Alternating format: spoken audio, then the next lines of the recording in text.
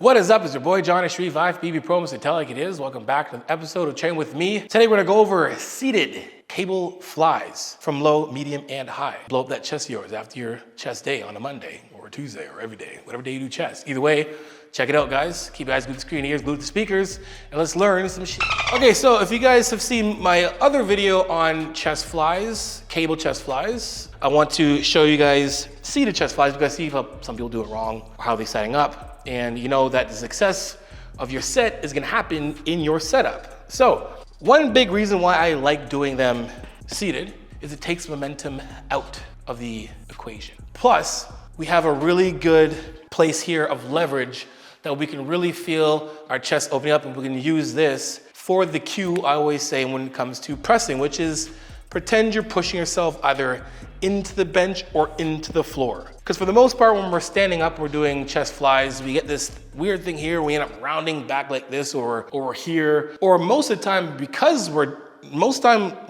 like this is because we don't have much leverage from our seat because we're standing and we're just trying to really pull it in, and we don't want that. We want to finish here. We want to finish with the chest pulling here, and we'll talk about chest flies later and why we don't need to do this. But again, when we're trying to pass the mid plane, we want to make sure we finish here. This is how we want to finish. My chest here and here, not here and here. We're not doing this. We're not doing most musculars. This isn't doing anything, right? So reason why this isn't doing anything, if you look at adduction, my arm's fully adducted when it is here. You can see that, my hand's pointing here. Here's my body, mid line of my body right here.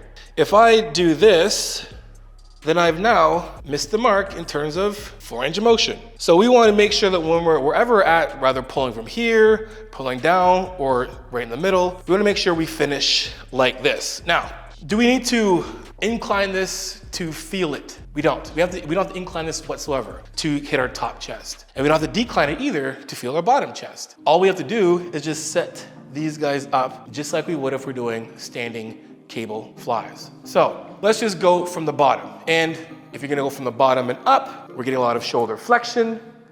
We're getting some anterior head and the clavicle head of the chest. And that is going to primarily hit this part of the chest. But you gotta remember this, no matter what you do, each head of your chest is going to connect to the same place here and it's going to pull the arm in. So whether you're trying to isolate just your upper pec, the rest of your pec is still going to aid with the lift. But if you've got a weak upper chest like me, you're gonna wanna put it down here and do these till the cows come home. Now, where should we set this up and how low should we set it?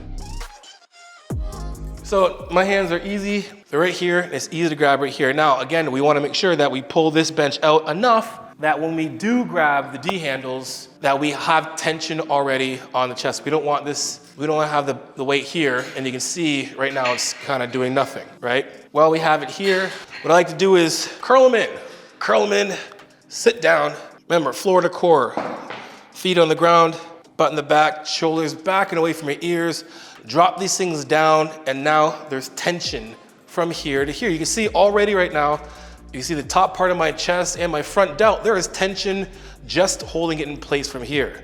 Now from here, there's a little slight bend in my elbows, and my fists are not all the way behind, which we don't need them to be all the way behind at all. Again, you want those elbows bent back a bit, chest is up, hands are down from here, and there's already tension. And if you see where the D handle is on my palm, it's sitting right in that nice meaty part where I'm telling you guys to always grab. You literally grab right here, and just by sitting like this and rocking, I can feel my delts, my anterior delt and my chest is on fire right now. Now from here, we're gonna pull from up and then squeeze forward. And then we're gonna push ourselves into the bench. So we don't wanna come here, then try to just pull here. You wanna use the bench to push yourself in the back. Nice high chest, coming down, bend the elbows, and then pulling up and squeezing and keeping the hands in front and almost crossing midline. Coming down, bending elbows a bit. Elbows are gonna go behind my body, but not my fists. And from here, we're gonna pull up right to the top.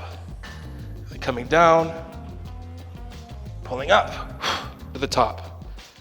And while I'm doing this, I'm really thinking about pushing myself in the back of the bench, which is gonna keep my back flat on the bench, not rolled. We don't wanna be like this, rolled.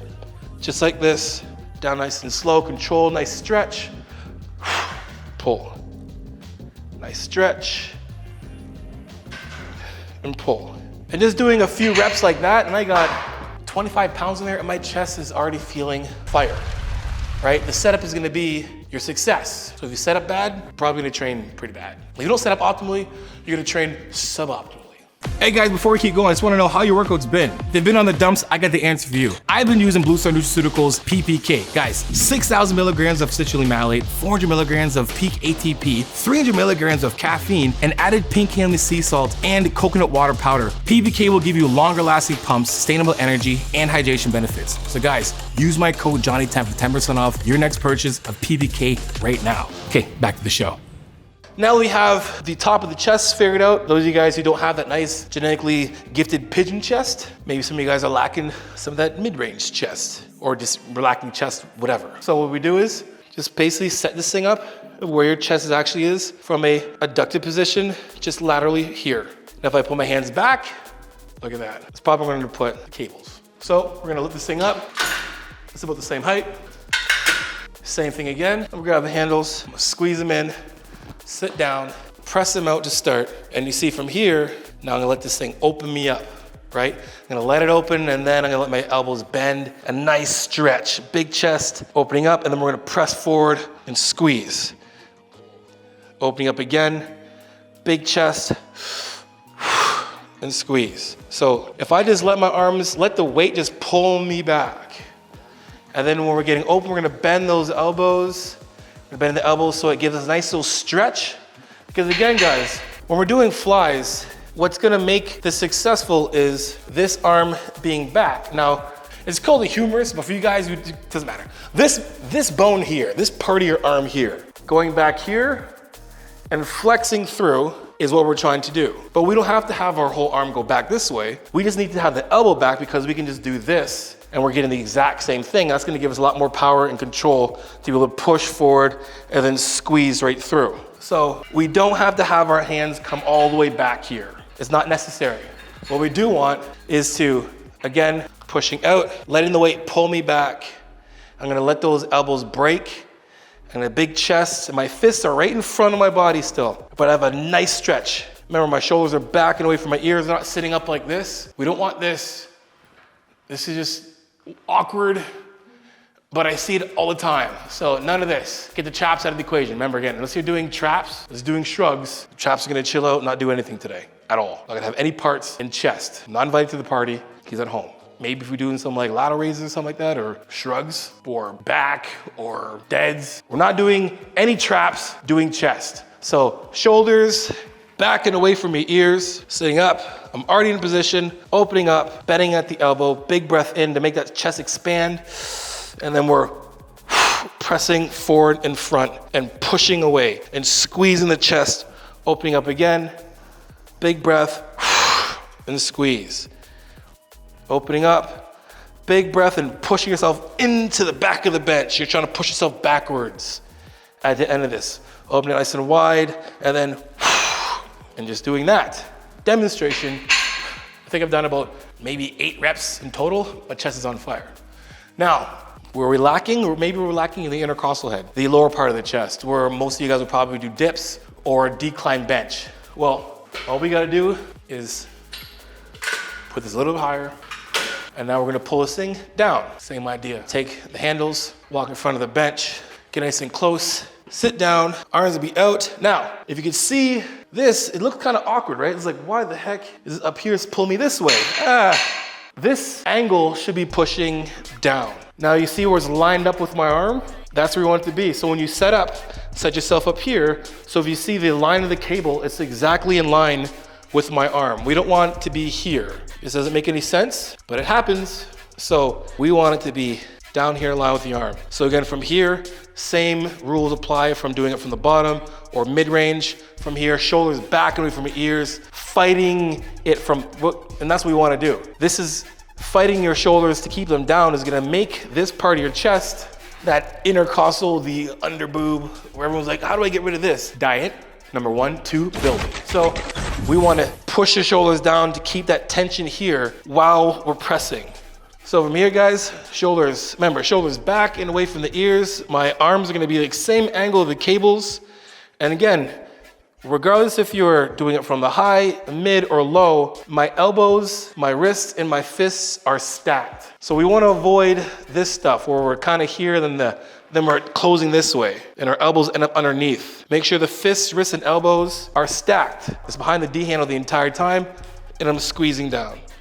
Coming up, big breath, and squeezing down. Avoid this, because all the tension now is off. All the tension right now is in my traps. Getting an impingement right now, just demonstrating for you guys, so you're welcome. Shoulders back and away from your ears.